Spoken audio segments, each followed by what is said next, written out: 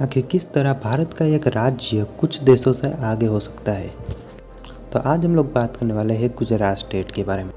वैसे तो गुजरात भारत के पश्चिमी तट पर स्थित एक राज्य है, जिसके एक तरफ है अरब सागर और एक दूसरी तरफ है दुनिया का सबसे बड़ा सफ़ेद रेगिस्तान। तो आज हम लोग गुजरात के एरिया, जीडीपी कर growth rate, population, languages, transportation और कुछ इंटरेस्टिंग फैक्ट्स के बारे में बात करने वाले हैं। तो मेरे साथ वीडियो के एंड तक ज़रूर बैठे रहना।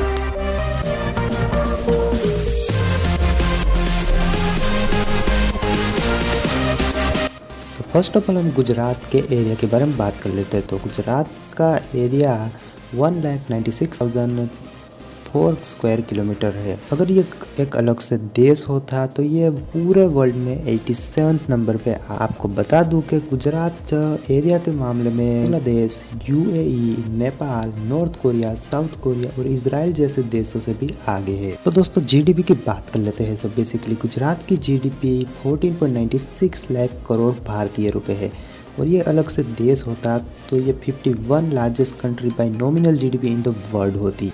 दोस्तों आपको मैं बता दूं कि जीडीपी के मामले में गुजरात न्यूजीलैंड, कतार, यूक्रेन, ओमान, श्रीलंका और म्यांमार जैसे देशों से भी आगे है। तो चलिए अब जीडीपी ग्रोथ रेट की बात कर लेते हैं। तो गुजरात की जीडीपी ग्रोथ रेट 13.3% है, जो कि पूरी दुनिया में दूसरे नंबर पे आती है अगर गुजरात एक इंडिपेंडेंट कंट्री होती।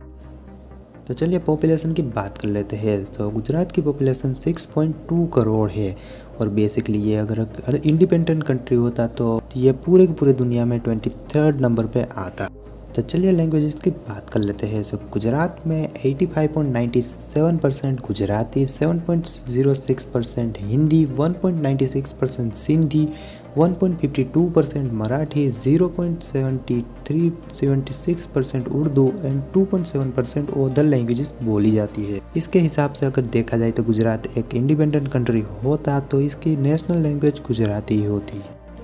तो चलिए अब ट्रांसपोर्टेशन की बात कर लेते हैं। तो गुजरात भारत का सबसे अधिक औद्योगिक क्षेत्र है, इसके लिए यहाँ पे ट्रांसपोर्ट का जो कि है आना जाना बहुत ही ज़्यादा लगा रहता है। Basically road transport, air transport, water transport भी होता है। बेसिकली यहाँ पे बहुत ही ज़्यादा बंदरगाह बने हुए हैं, बहुत ही ज़्यादा एयरपोर्ट बने हुए हैं और हाईवे भी बने हुए हैं। बेसिकली अगर एयरपोर्ट की बात करी जाए तो सबसे ज़्यादा एयरपोर्ट भी गुजरात में ही है, जिसमें से 17 एयरपोर्ट जो कि है गुजरात में है और बेसिकली उसमें से 2 इंटरनेशनल एयरपोर्ट है और बाकी के सभी डोमेस्टिक एयरपोर्ट है।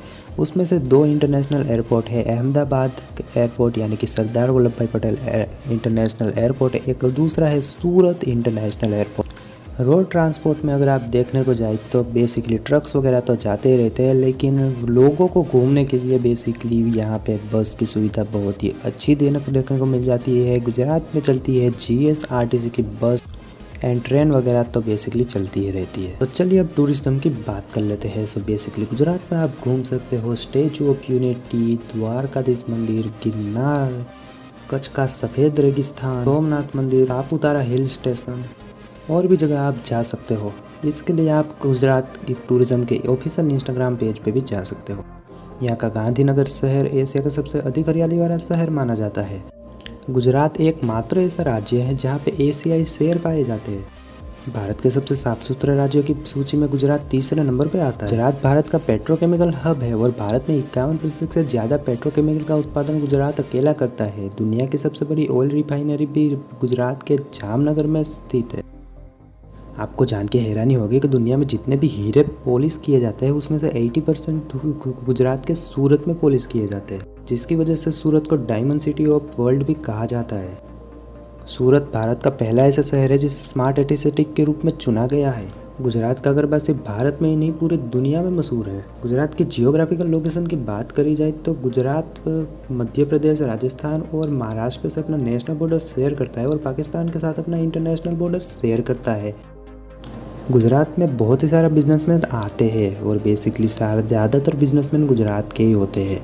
गुजरात में बहुत ही ज़्यादा बंदरगाह मौजूद है, जिसमें से सबसे बड़ा बंदरगाह कच्छ का कंडला बंदरगाह है और बेसिकली बहुत ही सारे दूसरे बंदरगाह भी मौजूद है, जैसे कि पोरबंदर, वेरावल, सो यही कुछ बातें थी गुजरात स्टेट के बारे में। सो बेसिकली अगर आपको ये वीडियो पसंद आए हो तो वीडियो को ज़रूर से लाइक कर देना, साथ ही साथ चैनल को सब्सक्राइब कर देना और नीचे कमेंट बॉक्स में आप अपने रिव्यू ज़रूर से देना कि आपको कैसा लगा ये वाला वीडियो। मैं मिलता हूँ आपको इसे वीडियो में, तब तक के लिए टेक केयर एंड बाय।